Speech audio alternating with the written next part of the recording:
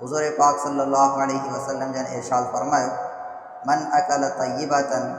व अमिल फ़ी सुन्नतिन व अमिन अन्नास बवाइक़हु दखलल जन्नह। हुज़ूर पाक सल्लल्लाहु अलैहि वसल्लम जन इरशाद फरमायो त टे शयूं जंहिं शख़्स जे अंदरि हूंदियूं उन शख़्स के अल्लाह रब्बुल इज़्ज़त क़यामत जे ॾींहुं जन्नत जे अंदरि दाख़िला नसीब फरमाईंदो। टिन शयुनि जे मथां हुज़ूर पाक सल्लल्लाहु अलैहि वसल्लम जन इंसान जी कामयाबी जो दारो मदार ॿुधायो आहे त अल्लाह रब्बुल इज़्ज़त इहे टे शयूं, इहे टे सिफ़ात जेकॾहिं कंहिं इंसान जे अंदरि रखी छॾे त गोया के अल्लाह रब्बुल इज़्ज़त उन बाने खे जन्नत जे अंदरि मुस्तक़िल बणाए थो ऐं जन्नत जो दाख़िला उनखे अता थो करे। कहिड़ी फरमायूं? फरमायूं मन अकल तय्यब। पहिरीं शइ इहा ई त इंसान पाकीज़ा ऐं हलाल माल मञो खाए। व अमिल फ़ी सुन्नतिन, ऐं हुज़ूर पाक सल्लल्लाहु अलैहि वसल्लम जन जी सुन्नतुनि जे मथां अमल करे। व अमिन अन्नास बवाइक़हु, ऐं माण्हू उन जे शर खां महफ़ूज़ रहनि, उन जे अमल खां हिफ़ाज़त जे अंदरि रहनि। फरमायूं त इहे टे सिफ़ात जंहिं शख़्स जे अंदरि अची वियूं उन शख़्स खे अल्लाह रब्बुल इज़्ज़त जन्नत जे अंदरि दाख़िला नसीब फरमाए। ऐं हिकिड़ी ॿी हदीस जे अंदरि हुज़ूर पाक सल्लल्लाहु अलैहि वसल्लम जन फरमायो, अर्बउन इज़ा कुन्न फ़ीक फ़ला अलैका फ़मा फ़ातक मिनद दुनिया। ग़ालिबन हज़रत उमर फ़ारूक रज़ी अल्लाह ताला अन्हु जन खे हुज़ूर पाक सल्लल्लाहु अलैहि वसल्लम जन इहा ताक़ीद कई त जेकॾहिं कंहिं शख़्स जे अंदरि चार शयूं ऐं चार सिफ़ात अची वञनि त पोइ उन खां बाद जेकॾहिं दुनिया जी काई बि शइ उन खां अचिजी वञे तॾहिं बि उनखे कोई फ़र्क़ु कोन थो पए,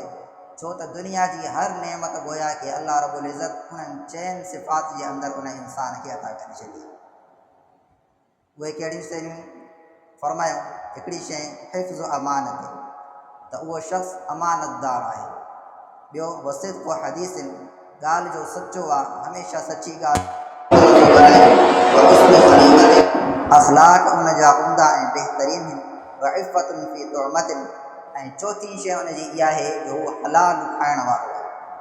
त इन्हनि चइनि शयुनि जे बारे में हुज़ूर पाक सल्लल्लाहु अलैहि वसल्लम जन फरमायो त इन्हनि चइनि सिफ़ात जे हासिल थियण खां बाद जेकॾहिं दुनिया जी काई बि शइ उन खां फ़ौत थी वञे त उन सां कोई फ़र्क़ु कोन थो पए। उन जे लाइ अल्लाह रब्बुल इज़्ज़त क़यामत जे ॾींहुं जेको आहे जन्नत जा फ़ैसिला करे रखिया आहिनि। अज़ीज़ान गिरामी, अर्ज़ु करण जो मक़सदु इहो आहे त अल्लाह रब्बुल इज़्ज़त इंसाननि जे लाइ इबादात खां बाद जंहिं शइ जो सभ खां वधीक ज़ोर ॾिनो आहे ऐं जंहिं शइ खे सभ खां वधीक ताक़ीद सां फ़रमायो आहे उहो आहे इंसान जी मुआशरत। दीन इस्लाम सिर्फ़ु इबादतुनि जो नालो न आहे। दीन इस्लाम जे अंदरि अक़ीदो बि शामिल आहे। इंसान जो अक़ीदो दुरुस्त हुजे, उन खां बाद इंसान जा मामलात बि दुरुस्त हुजनि, उन जी मुआशरत बि दुरुस्त हुजे, उन जी इबादात बि दुरुस्त हुजनि। इहे सभु शयूं मिली करे इस्लाम जो जेको आहे बुनियादु बणिजनि थियूं। इन्हनि सभिनी शयुनि सां इस्लाम जी बुनियादु रखिजे थी। इहे सभई शयूं इस्लाम जे अंदरि दाख़िल आहिनि। त मुंहिंजा अज़ीज़ दोस्तो, त इंसान जी मुआशरत जे अंदरि हिकिड़ो सभ खां वॾो पहलू इहो बि आहे त इंसान जी रोज़ी हलाल जी हुजे। जीअं त इहा आयत जेका मां हज़रात जे साम्हूं तिलावत कई वई, इन जे अंदरि बि अल्लाह रब्बुल इज़्ज़त इहो ई हुकुम फरमायो त कुलू मिनत तय्यिबात, त ए मोमिनो ऐं मुस्लमानो पाकीज़ा माल मुंहिंजो खाओ, हलाल माल मुंहिंजो खाओ। सभ खां वधीक अल्लाह रब्बुल इज़्ज़त इंसान जी मुआशरत जे हवाले सां इन शइ खे ताक़ीद फरमाई आहे त इंसान हलाल जो एहतमाम करे ऐं हराम लुक़मे खां पाण खे बचाए। फरमायूं त हलाल खाओ ऐं उन खां बाद नेक आमाल जी कोशिशि कयो। अज़ीज़ान गिरामी, उलमाए किराम फरमायो आहे त जहिड़ी तरह इंसान जे लाइ दुनिया जे अंदरि इबादात इंतिहाई ज़रूरी आहिनि ऐं इंसान आख़िरत जी कामयाबी लाइ इहो सम्झंदो आहे त उन जी इबादात मुकमल हुजनि, हू निमाज़ ऐं रोज़े जो पाबंद हुजे, उहे इबादतुनि खे अहिड़े तरीक़े सां सर अंजाम ॾेई छॾे जहिड़े तरीक़े सां अल्लाह रब्बुल इज़्ज़त उन इबादत खे घुरे थो ऐं अल्लाह रब्बुल इज़्ज़त उन जो तक़ाज़ो करे थो। त पोइ अज़ीज़ान गिरामी, उलमाए किराम लिखियो आहे त पोइ जहिड़ी तरह हिकिड़ी गाॾी ऐं हिकिड़ी इंजन, जेकॾहिं अवां उनखे जेतिरे क़दुरु उम्दा पेट्रोल ऐं उन जी इम्दा जेको आहे उन जी हलण वारी जेका मादो आहे उहो उनखे विझंदव, जेतिरे क़दुरु उहो पेट्रोल ऐं उहा शइ जेका आहे ताक़तवर हूंदी, सुठी हूंदी, त अहिड़ी तरह उन गाॾीअ जी इंजण बि इंतिहाई भलो कमु कंदी ऐं चङी तरह हलंदी। त इंसान जे अंदरि जेके इबादतूं इंसान पंहिंजे जिस्म मूं सर अंजाम ॾिए थो, जेकॾहिं उहो इंसान पंहिंजे इन जिस्म खे जेको आहे हलाल रोज़ी पहुचाईंदो ऐं हलाल लुक़मो इन इंसान पंहिंजे जिस्म खे अता कंदो, त पोइ उन जे अंदरि अल्लाह रब्बुल इज़्ज़त उन जे इबादतुनि जे अंदरि तासीर पैदा कंदो आहे ऐं उनखे इबादत जे अंदरि उहो लुत्फ़ ऐं उहो मज़ो अचणु लॻंदो आहे जेको मज़ो दर हक़ीक़त अल्लाह रब्बुल इज़्ज़त इबादत जे अंदरि इंसान जे लाइ रखियो आहे। इन जे करे ई त अल्लाह रब्बुल इज़्ज़त फरमायो आहे त मुंहिंजे ज़िक्र जे अंदरि अल्लाह रब्बुल इज़्ज़त जेको आहे पंहिंजे ज़िक्र जे अंदरि अल्लाह रब्बुल इज़्ज़त दिलनि जे जेको आहे सुकून खे रखी छॾियो। उलमा इकराम लिखियो आहे त असांजे मुआशरे जे अंदरि असां इबादत कंदा आहियूं, ख़ूब इबादत कंदा आहियूं, फ़राइज़ अंजाम ॾींदा आहियूं, पर लेकिन असांखे दिली सुकून ऐं इत्मीनान हासिलु न थींदो आहे। इन जे करे जो असांजे इबादतुनि जे अंदरि इहा कमी हूंदी आहे जो असां पंहिंजे जिस्म खे इबादत जे लाइ उन ईंधन ऐं उन शइ सां तयारु करे रहिया आहियूं जेका शइ उन इंजण जे लाइ उन इंसान जी जेको आहे जिस्म जे लाइ फ़ाइदेमंद न आहे बल्कि नुक़सानदेह। इंसान जॾहिं हलाल खाईंदो आहे त पोइ उन जा असरात इंसान जे जिस्म जे अंदरि ज़ाहिर थींदा आहिनि। जहिड़ी तरह हुज़ूर पाक सल्लल्लाहु अलैहि वसल्लम जन इरशाद फरमायो हदीस जो मफ़हूम आहे त जेकॾहिं कोई शख़्स कंहिं गुनाह खां बचंदो आहे त अल्लाह रब्बुल इज़्ज़त उन जे ज़िंदगी जे अंदरि उन गुनाह खां बचण जो तासुर ऐं उन जी मिठास जेको आहे उन जी ज़िंदगी जे अंदरि ज़ाहिर कंदो आहे। त अहिड़ी तरह जेकॾहिं कोई शख़्स कंहिं गुनाह जे अंदरि मुब्तला थींदो आहे, के हराम लुक़मे खे जेकॾहिं इख़्तियार कंदो आहे ऐं उनखे जेको आहे पंहिंजी ज़िंदगी जे अंदरि आणींदो आहे त उन जी नहूसत बि इंसान जे दिलि जे ऐं इंसान जे जिस्म जे अंदरि ज़रूरु ज़ाहिर थींदी आहे जो उन इंसान खां रफ़्ता रफ़्ता नेकिन जी ऐं नेक अमालनि जी तौफ़ीक़ खसिजणु शुरू थी वेंदी। त मां अर्ज़ु पियो कयुमि त सभ खां इंसान जी मुआशरत जे अंदरि जेका शइ जंहिंखे सभ खां वधीक ताक़ीद ॾिनी वई आहे उहो आहे त हलाल रोज़ी जी इंसान कोशिशि करे ऐं हलाल रोज़ी जेको आहे उनखे कमाइण ऐं उन खां फ़ाइदो हासिलु करण जी कोशिशि करे। अज़ीज़ान गिरामी, जेकॾहिं असां सहाबा किराम ऐं सलफ़ सालिहीन जेको आहे उन्हनि जी ज़िंदगी जे तरफ़ नज़र विझूं त उन्हनि जी ज़िंदगी असांखे इंतिहाई मुहतात नज़र ईंदी। पंहिंजी ज़िंदगी जे अंदरि हू केतिरे क़दुरु एहतियात करण वारा हुआ। हर शइ जे अंदरि हू बिल्कुलु मुहतात हूंदा हुआ ऐं हिकु लुक़मो बि जेकॾहिं पंहिंजे जिस्म जे अंदरि विझंदा हुआ त उन जे अंदरि इहा सोच ऐं फ़िक्र लाइक़ु हूंदी हुई त इहो लुक़मो किथां आयो आहे ऐं कहिड़े तरीक़े सां उनखे कमायो वियो आहे, आया इहो जाइज़ तरीक़े सां हासिलु थियलु आहे या इन जे अंदरि को नाजाइज़ तरीक़ो नाजाइज़ जेका आहे मामिलो शामिलु आहे। अज़ीज़ान गिरामी, हुज़ूर पाक सल्लल्लाहु अलैहि वसल्लम जन हिकिड़े दफ़े पंहिंजे नवासे खे पाण सां गॾु वठी रहिया हज़रत हसन रज़ी अल्लाह ताला अन्हु। रस्ते तो हज़रत हसन रज़ी अल्लाह ताला अन्हु जन खे हिकिड़ी खजूर मिली। उहा खजूर उन्हनि खणी करे जेको आहे खाई छॾी ऐं पंहिंजे वात जे अंदरि विझी छॾी त फ़ौरन हुज़ूर पाक सल्लल्लाहु अलैहि वसल्लम जन ॾिसी करे चयो त ए हसन इन खजूर खे पंहिंजे ज़ुबान मां जो पंहिंजे वात मां जो ॿाहिरि कढ ऐं उन हुज़ूर पाक सल्लल्लाहु अलैहि वसल्लम जन उनखे फिटी कराए। ऐं पोइ हुज़ूर पाक सल्लल्लाहु अलैहि वसल्लम जन इरशाद फरमायो त ए हसन छा तोखे इहा ख़बर नाहे त असां जेको आहे अहले बैत जे लाइ सदके जो माल हलाल कोन्हे ऐं जाइज़ कोन्हे, असां सदके जो माल पंहिंजे जिस्म जे अंदरि दाख़िल न आहियूं कंदा। अज़ीज़ानी गिरामी, उन वक़्तु हज़रत हसन रज़ी अल्लाह ताला अन्हु जन जी उमिरि सिर्फ़ु 7 साल हुई। जेकॾहिं 7 साल जो नंढड़ो ॿारु, उहो त मुकल्लफ़ बि कोन्हे, नाबालिग़ ॿारु आहे, जेकॾहिं का अहिड़ी शइ खाई थो छॾे त उनजे मथां कोई गुनाह न आहे। लेकिन उन जे बावजूदि हुज़ूर पाक सल्लल्लाहु अलैहि वसल्लम जन हज़रत इमाम हसन रज़ी अल्लाह ताला अन्हु जन खे इहो हिकिड़ो खजूर जो जेको आहे दाणो बि खाइणु कोन जेको आहे पसंदीदा फरमायो। हालांकि इन दाणे जे बारे में इहा ॻाल्हि बि मालूम कोन हुई त इहो सदके जो आहे या न आहे, पर चूंकि इन जे अंदरि सदके जो खजूर हुजण जो शुबो अची वियो, इन जे करे हुज़ूर पाक सल्लल्लाहु अलैहि वसल्लम जन उन्हनि खे इहा तालीम ॾियण जे लाइ त जेकॾहिं कंहिं लुक़मे जे अंदरि जेकॾहिं हराम जो शुबो बि अची सघे थो त उन खां बि मोमिन ऐं मुस्लमान जी कमु इहो आहे, उन जी ज़िमेदारी इहा त उन शुबे वारे लुक़मे खां बि पंहिंजो पाण खे बचाए ऐं पंहिंजे जिस्म खे पाकीज़ा माल जो आदी बणाए। अज़ीज़ान गिरामी, जनाब सिद्दीक़ अकबर रज़ी अल्लाह ताला अन्हु जन उन्हनि जे बारे में ईंदो आहे त हिकिड़ो शख़्स जेको आहे उनजो ग़ुलाम जनाब सिद्दीक़ अकबर रज़ी अल्लाह ताला अन्हु जो ग़ुलाम कुझु खाधो जनाब सिद्दीक़ अकबर रज़ी अल्लाह ताला अन्हु जन जी ख़िदमत में खणी आयो ऐं चयईं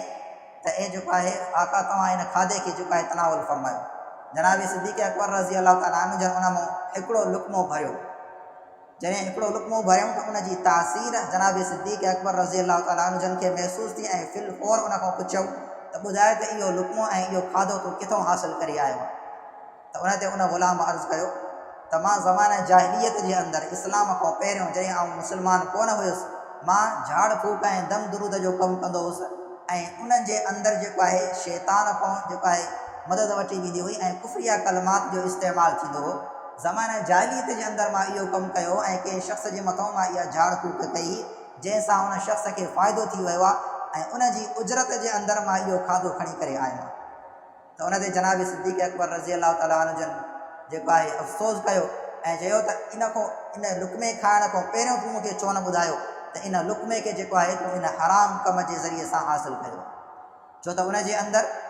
उन दम दुरूद जे अंदरि जेको इस्लाम खां पहिरियों ज़माने जाहिलियत जे अंदरि राइज हुयो उन जे अंदरि जेको आहे शिरकिया अल्फाज़ ऐं शैतान खां मदद वग़ैरह वठी वई हूंदी। चुनाचे जनाब सिद्दीक़ अकबर रज़ी अलाह ताला अन्हु जन पंहिंजी जेको आहे बात जे अंदरि आङुर विझनि पिया ऐं पाणी जो ढुक पी परे आङुर विझी करे उन लुक़्मे खे कढण जी कोशिशि कनि पिया। उहो ग़ुलाम चए थो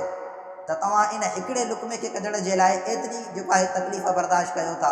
हालांकि इहो हिकिड़ो लुक़्मो तव्हांजे जिस्म मां निकिरे बि कोन थो, उन जे लाइ एतिरी तकलीफ़ बर्दाश्त कयो था तव्हांजी जान बि जेको आहे ख़तरे जे अंदरि अची सघे थी। त उन ते जनाब सिद्दीक़ अकबर रज़ी अलाह ताला अन्हु जन इरशाद फरमायो त जेकॾहिं इन हिकिड़े हराम जे लुक़्मे जे बदिले में जेकॾहिं मुंहिंजी जान बि क़ुर्बान थी वञे त मां इन जान खे बि ॾेई छॾींदुसि, पर क़यामत जे ॾींहुं इन हराम लुक़्मे खे मां अल्लाह जे साम्हूं पेश कोन थो करे सघां। छो त मां हुज़ूर पाक सल्लल्लाहु अलैहि वसल्लम जन जी ज़बान मुबारक को इहो इरशाद ॿुधो आहे त जेकॾहिं को जिस्म हराम जे लुक़्मे सां परवरिश पाए थो त उनजो ठिकानो जहन्नम जे अंदरि आहे। त मुंहिंजी इहा ख़्वाहिश न आहे त मां जेको आहे इन हिकिड़े हराम लुक़्मे जे करे जेको आहे जहन्नम जो मुस्तहिक़ थी वञे। अज़ीज़ान गिरामी, जनाब सिद्दीक़ अकबर रज़ी जेको आहे इहो तासुर ॾियनि था त हिकिड़ो हराम जो लुक़्मो जेको इंसानु ग़लती सां खाई वियो आहे लेकिन उन जे बावजूद बि केॾी वॾी फ़िक्र रखनि था। इन मां उलमा किराम हिकिड़ी ॿी ॻाल्हि बि दरियाफ़्त फरमाई आहे, उहा इहा त ज़माने जाहिलियत जे अंदरि जेको इहो शख़्स खाधो खणी आयो इनखे जनाब सिद्दीक़ अकबर रज़ी अलाह ताला अन्हु जन हराम जो खाधो जेको आहे करार ॾिनो। छाजे करे? उहो इन जे करे जो इहो खाधो उन दम दुरूद ऐं उन झाड़ फूक जे ज़रिए सां हासिलु थियो हो जंहिंजे अंदरि शिरकिया अल्फाज़ हुया ऐं उन जे अंदरि जेको आहे ग़ैरुल्लाह खां मदद तलब कई वई। अज़ीज़ान गिरामी, अॼुकल्ह असांजे मुआशिरे जे अंदरि नज़र विझो त इहा शइ असांजे मुआशिरे जे अंदरि केतिरे क़दुरु राइज थी वई आहे। असां पंहिंजी ज़िंदगी जे मामूली मामलात खे बजाए इन जे जो असां अल्लाह रब्बुल इज़्ज़त जे साम्हूं आहुज़ारी कयूं, अल्लाह रब्बुल इज़्ज़त जे साम्हूं पंहिंजी उन तकलीफ़ खे रखूं ऐं अल्लाह रब्बुल इज़्ज़त जे साम्हूं उन तकलीफ़ जो हल दरियाफ़्त कयूं ऐं उन हल खे जेको आहे घुरूं, बजाए इन जे असां ग़ैर मुस्लिमनि जी तरफ़ वेंदा आहियूं, असां ग़ैरुल्लाह खां मदद घुरणु लॻंदा आहियूं, हता कि क़बरुनि ऐं मज़ारुनि जे साम्हूं जेको आहे सजदे करण ते मजबूर थी वेंदा आहियूं। ऐं अज़ीज़ान गिरामी, असांजे इन जेको आहे कम खे इन असांजे मुआशिरे जे अंदरि को गुनाह बि तसवुरु न आहे कयो वेंदो। पंहिंजे मामूली मसइलनि खे वठी करे असां मज़ारुनि जे साम्हूं पंहिंजी पेशानी खे टेकींदा आहियूं ऐं असां इन खे जेको आहे मामूली शइ सम्झंदा आहियूं। मुंहिंजा अज़ीज़ दोस्तो, जनाब सिद्दीक़ अकबर रज़ी अलाह ताला अन्हु जन सिर्फ़ु उन उजरत खे जेका उजरत नाजाइज़ तरीक़े सां दम दुरूद ऐं जेको आहे झाड़ फूक करण जे करे हासिलु थी उनखे हराम करार ॾी आहिनि। एतिरे क़दुरु उन्हनि जी ज़िंदगी जे अंदरि हसासियत हुई त इहे तरफ़ नाजाइज़ कमु जेको बि अल्लाह रब्बुल इज़्ज़त जी नाराज़गी जो सबबु बणिजे उनखे इंसान खां बचण जो एहतमाम करणु घुरिजे। हज़रत उमर फारूक रज़ी अलाह ताला अन्हु जन जे बारे में ईंदो आहे त हिकिड़ो शख़्स हज़रत उमर फारूक रज़ी अलाह ताला अन्हु जी ख़िदमत जे अंदरि हिकिड़ो खीर जो प्यालो खणी आयो ऐं जनाब उमर फारूक रज़ी अलाह ताला अन्हु जन बुख जी हालत में हुया, काफ़ी वक़्त खां कुझु खाधो कोन हो त फिल फौर जेको आहे उहो खीर जो प्यालो जेको आहे नोश फरमाए छॾियो ऐं पी विया। उन खां बाद उन शख़्स खां दरियाफ़्त कयूं त इहो खीर जो प्यालो तूं किथां खणी आयो आहे? त उन शख़्स चयो त ए अमीरुल मोमिनीन, मां ॾिठो त तव्हांजी तकलीफ़ जेको आहे तबियत इंतिहाई नासाज़ थी रही आहे, बुख जे करे अव्हांजी हालत ख़राब थी वई आहे, त मूं सोचियो त चूंकि तव्हां अमीरुल मोमिनीन आहियो ऐं तव्हां मुस्लमाननि ऐं मोमिननि जी ख़िदमत जे अंदरि लॻल आहियो, जंहिं मसरूफ़ियत जे करे तव्हां पंहिंजे ज़रिए मुआश खे इख़्तियार कोन था करे सघो, इन जे करे मां इहो चाहियो त हीअ जेके सदके जा जेके उठ बीठल आहिनि इन्हनि जो खीरु कढी करे मूं अव्हां जे साम्हूं पेश कयो आहे ऐं इहो इन्हनि सदके जे उठनि जो जेको आहे खीरु आहे। त उन ते जनाब उमर फारूक रज़ी अल्लाह ताला अन्हु जन अफ़सोस करणु लॻा ऐं उन जेको आहे शख़्स जे मथां नाराज़गी जो इज़हार करणु लॻा त इहो सदके जो माल इहो आम मुस्लमाननि जो हक़ु आहे, उन्हनि जी इजाज़त खां बग़ैर तो इहो खीर जो हिकिड़ो प्यालो मूंखे जेको आहे कीअं पेश कयो। त अज़ीज़ानी गिरामी, अर्ज़ु करण जो मक़सदु आहे त सहाबा किराम रिज़वानुल्लाहि ताला अलैहिम अजमईन ज़िंदगी जे अंदरि केतिरे क़दुरु जेको आहे इन्हनि शयुनि खे जेको आहे हसास सम्झो वेंदो आहे ऐं जेको आहे नाजाइज़ जंहिं शुबहात वारे तरीक़े सां जेको आहे हिकिड़ो लुकमो जेकॾहिं उन जे पेट जे अंदरि अचे थो त उहे इन ॻाल्हि खे गवारा नथा कनि त जेको आहे उहो लुकमो उन जे पेट जे अंदरि मौजूदु हुजे ऐं उन मां उन्हनि जे जिस्म जेको आहे परवान चढ़े। जनाब अली अल मुर्तज़ा रज़ी अल्लाह ताला अन्हु जन जे बारे में ईंदो आहे त हिकिड़े दफ़े मस्जिद तरफ़ वञी रहिया हुआ त रस्ते जे अंदरि हिकिड़े शख़्स जेको आहे उन्हनि खे जेको आहे हिकिड़े अतर जी शीशी जनाब अली अल मुर्तज़ा रज़ी अल्लाह ताला अन्हु जन जे हथ ते रखी ऐं उनखे चयूं त ए अमीरुल मोमिनीन हीअ तव्हांजे लाइ हदियो आहे। जॾहिं जनाब अली अल मुर्तज़ा रज़ी अल्लाह ताला अन्हु जन उहा अतर जी शीशी ॾिठी ऐं ख़ुशबू ॾिठी त उन मां अंदाज़ो लॻायूं त इहा अतर जी शीशी बैतुल माल मंझो हासिलु कई वई आहे ऐं बैतुल माल मंझो जेको सदके जो माल आहे उन मंझो इहा जेका आहे अतर जी शीशी खई वई आहे ऐं उतां जेका आहे हासिलु कई वई आहे। जेको आहे पाण रज़ी अल्लाह ताला अन्हु जन मिंबर जे मथां तशरीफ़ खणी करे आया ऐं सभिनी जे साम्हूं इहो ऐलान कयूं त हीअ अतर जी शीशी जेका मूंखे हासिलु थी आहे चूंकि इन जे अंदरि अवाम नास जो हक़ु आहे ऐं मां चूंकि मुंहिंजे मथां बावजूदि इन जे जो मां सैयद आहे इन जे जेको आहे हवाले सां मुंहिंजे मथां सदके जो माल अल्लाह रब्बुल इज़्ज़त हराम करे छॾियो आहे ऐं इन जे अंदरि जेको आहे शुबो अची वियो कि अतर जी शीशी मां पंहिंजे जान जे मथां इस्तेमालु कोन थो कयां बल्कि फिलफौर उन अतर जी शीशीअ खे जेको आहे वापसि बैतुल माल जे अंदरि जमा कराए वियो। हिकिड़ी ॿी जाइ ते जनाब अली अल मुर्तज़ा रज़ी अल्लाह ताला अन्हु जन जे ख़िदमत जे अंदरि हिकिड़ो शख़्स हाज़िर थियो ऐं उन अर्ज़ु कयो त ए अमीरुल मोमिनीन माल गनीमत मंझो जेको सोन ऐं चांदी मूंखे हासिलु थियो मां उहो पंहिंजे घर में या बैतुल माल में रखण जे बजाए तव्हांजे घर जो जेको कमिरो आहे उन जे अंदरि उन माल खे रखी छॾियो आहे ऐं उनखे जमा करे छॾियो आहे, तव्हां उनखे ॾिसो ऐं उनजी जेको आहे तशवीज कयो। जनाब अली अल मुर्तज़ा रज़ी अल्लाह ताला अन्हु जन आया ऐं उन माल खे ॾिसी करे चयूं त फिलफौर इन माल खे मुंहिंजे कमरे मंझो हटायो वञे, छो जो इहो माल जेको आहे ग़रीब ऐं मिसकीननि जो हक़ु आहे,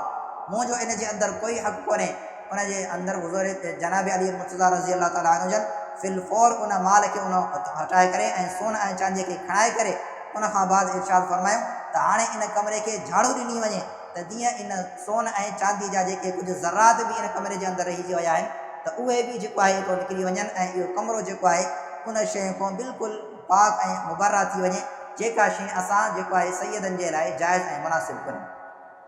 उन खां बाद उन कमरे जी जेको आहे सफ़ाई कराए जनाब अमीरुल मोमिनीन रज़ी अल्लाह ताला अन्हु जन उते बरक़ात नफ़ल शुक्राने जा अता कया ऐं इहे अल्फाज़ चई रहिया हुआ त ए परवरदिगार तुंहिंजो करम ऐं तुंहिंजो फज़ल आहे जो असांजे घर मंझो उहा शइ ख़तमु थी वई जेका शइ क़यामत जे ॾींहुं तुंहिंजी नाराज़गी जो सबबु बणी सघे।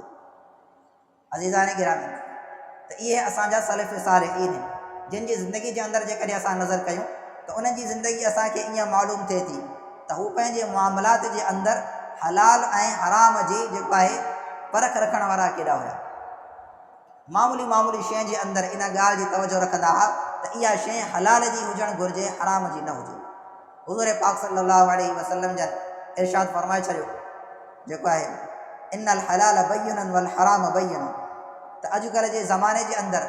हलाल बि वाज़े थी चुको आहे ऐं हराम बि वाज़े थी चुको आहे। अज़ीज़ान गिरामी, उलमाए किराम ऐं मुहद्दिसीन ऐं फ़ुक़हा किराम असांजे साम्हूं हर शइ जो हुकुम ऐं हर मसइलो असांजे साम्हूं खोले करे वाज़े करे छॾियो आहे। जेकॾहिं उन जे बावजूदि बि कंहिं शख़्स खे को मसइलो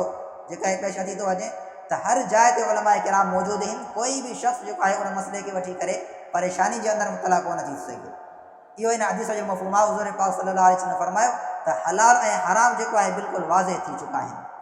लेकिन उन खां बावजूदि जेके दरमियान जे अंदरि जेके शयूं आहिनि जिन जे बारे में न हलाल हुजण जो हुकुम आहे न हराम हुजण जो हुकुम आहे ऐं तव्हांखे उन जे अंदरि शुबो आहे त उहे शयूं मुतशाबिहात चइबा आहिनि। ऐं हुज़ूर पाक सल्लल्लाहु अलैहि वसल्लम जन इन ई हदीस जे अंदरि अॻिते फरमायो त मोमिन ऐं मुस्लमान जो कमु इहो आहे त हू उन्हनि शयुनि खां बि बचंदो आहे जिन शयुनि जे अंदरि उनखे शुबो हुजे।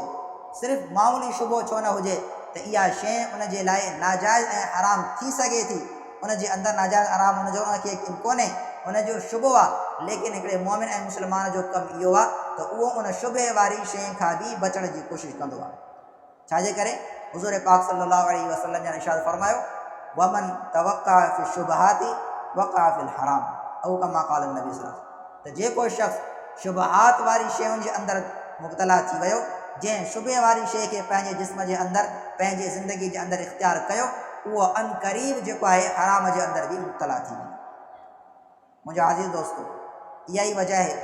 जो हुज़ूर पाक सल्लल्लाहु अलैहि वसल्लम जन जो बेशुमार अहादीस ऐं क़ुरान करीम जे अंदरि बि अल्लाह रब्बुल इज़्ज़त इन ॻाल्हि जी ताक़ीद कई आहे त इबादतुनि जे अंदरि जेकॾहिं कंहिं शख़्स खे नूर पैदा करिणो आहे त इन इबादत जे लाइ उन जिस्म खे जंहिं शइ सां तयारु कयो थो वञे उहा शइ हराम जी न हुजे बल्कि हलाल जी ऐं पाकीज़ा शइ हुजे। इन जे करे अल्लाह रब्बुल इज़्ज़त फरमायो या अय्युहल्लज़ीना आमनू कुलू मिनत तय्यिबाति वअमलू सालिहा, त ए मोमिनो हलाल जी रोज़ी कमायो, हलाल खाओ ऐं उन खां बाद इबादत कयो। जॾहिं हलाल खाइण खां बाद कोई इंसान इबादत जी तरफ़ लॻंदो त पोइ उनखे उन इबादत जे अंदरि जेको आहे उहो नूर ऐं उहा तासीर हासिलु थींदी, जेको नूर ऐं जेका तासीर अल्लाह रब्बुल इज़्ज़त इबादत जे अंदरि ऐं पंहिंजी फर्मा बरदारी जे अंदरि रखी आहे।